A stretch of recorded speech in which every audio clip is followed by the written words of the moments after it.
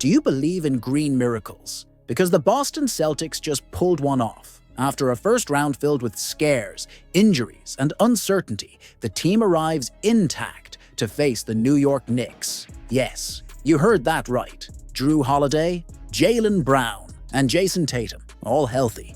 But does that change everything? Or are we looking at a ticking time bomb about to go off? Today, we show you why this news could be the turning point of the season, or the beginning of a new nightmare for Boston, and what the Knicks have to do with it. We'll surprise you. Is the Celtics roster really at 100%? The clean injury report feels like a blessing, but how real is it? Jrue Holiday missed 3 games with a hamstring issue. Jaylen Brown has been playing through knee pain, and Jason Tatum, who sat out Game 2 with a wrist injury, is far from invincible. On a team that relies on defensive intensity and fast transitions, any physical limitation becomes a vulnerability. And if recent playoff history tells us anything, it's that health has never been a lasting luxury in Boston. The last time the full roster was healthy in a crucial moment well, when exactly? But if the body still needs caution, the spirit of this team might be its secret weapon. Why does this change the game against the Knicks? With everyone available, Boston now forces the Knicks into a tactical dilemma. Who do you double? A healthy Tatum-Brown-Holiday trio creates an almost unsolvable puzzle for any defense. With no obvious gaps to exploit, New York will have to rely on physical wear and tear, zone defense, maybe even trying to bring the injuries back? Yes, because the playoffs are war, and the Knicks come in fired up, confident, and with Julius Randle hungry for revenge. They were swept by Boston in the regular season. Now it's personal, and with Thibodeau on the sideline, it's only a matter of time before this series turns into a trench war. But there's one detail no one's talking about, and it could flip the entire series on its head. What no one is telling you about TD Garden Game 1 is at TD Garden. That should be an advantage, right? But did you know that in each of their last 3 home playoff series, Boston lost at least one crucial game at the Garden? The team seems to feel the weight of the NBA's heaviest jersey when playing in front of its own fans. It's pressure, it's expectation, it's too much history pressing on already sore shoulders. And the Knicks love playing the villains. Remember 2013 when they knocked Boston out in the first round? New York lives for hostile stages, and the Garden might just be the perfect stage for a Game 1 heist.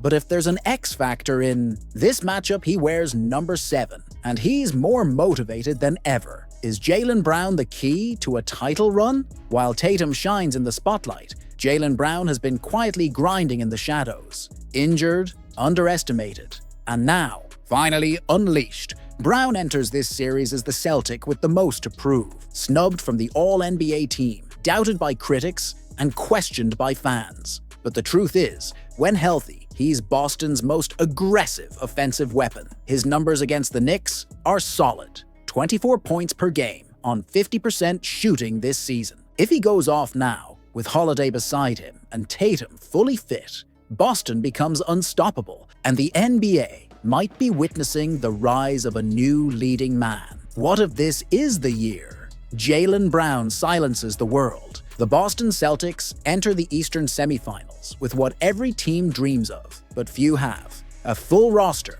a thirst for revenge, and a fan base that bleeds green. But with health comes responsibility, and with big expectations come even bigger disappointments. The series against the Knicks starts now, but the real battle is against Boston's own recent past. Will it be redemption or repetition? So, Celtics fan, does this healthy roster excite you or worry you? Is Boston truly ready, or just putting makeup on old problems? Drop your thoughts below and let's debate.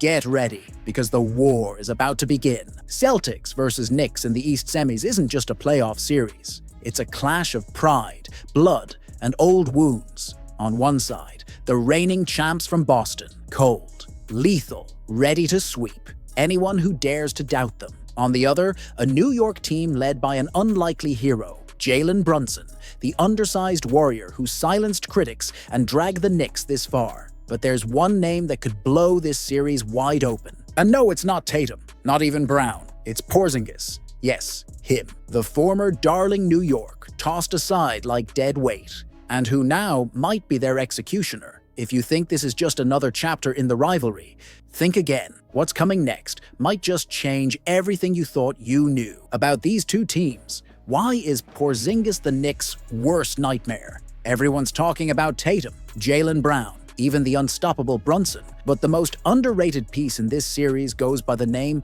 of Kristaps Porzingis, against the very team that raised him and threw him away. Against the Knicks this season, Porzingis dominated, 24.5 points per game, 50% shooting, 45.5% from deep, plus blocks, assists, and rebounds like a cheat code on easy mode. And the worst part? He did it against the team that should know him best. The Knicks tried to cover their defensive flaws with schemes, rotations, and grit. But against a fired-up Porzingis, none of that works. He plays with venom in his eyes when it's New York on the other side. And this time, he's not alone. Double him, and you're opening the gates of hell. Tatum, Brown, White, Holiday, Pritchard. Pick your poison. The real question is, how do the Knicks stop a man perfectly built to destroy them at their most vulnerable point? Is Karl Anthony Towns really the answer? Enter Karl Anthony Towns. The risky, bold, and controversial bet by the Knicks.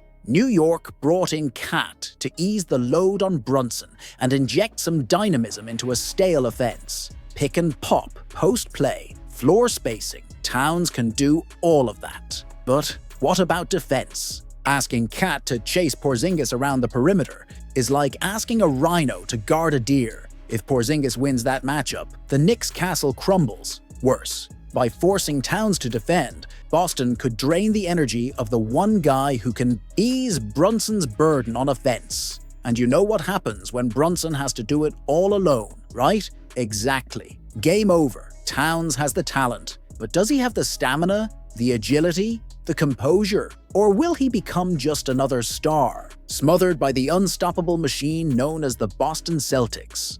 Has Boston already won this series? Hold on, not so fast. The playoffs are wild territory, and unlikely heroes are born when everything seems lost. Brunson, for example, has already proven he doesn't follow the script. And the Knicks? They've got pride, history, madness. But Boston has something even deadlier: depth. If Porzingis doesn't kill, Tatum will. If he's off, Brown switches to MVP mode. And if all three miss, here come Derek White and Drew Holiday with that cold-blooded calm of guys who already know the road to a championship. There's no rest against this team. Every minute is a war. Every mistake, a nail in the coffin. If the Celtics keep up the intensity and exploit Towns' weaknesses, this series might be over before it even heats up. But do the Knicks have one more twist left in them? Or is this the season when Porzingis, the outcast, comes back to settle the score the Big Apple left unpaid?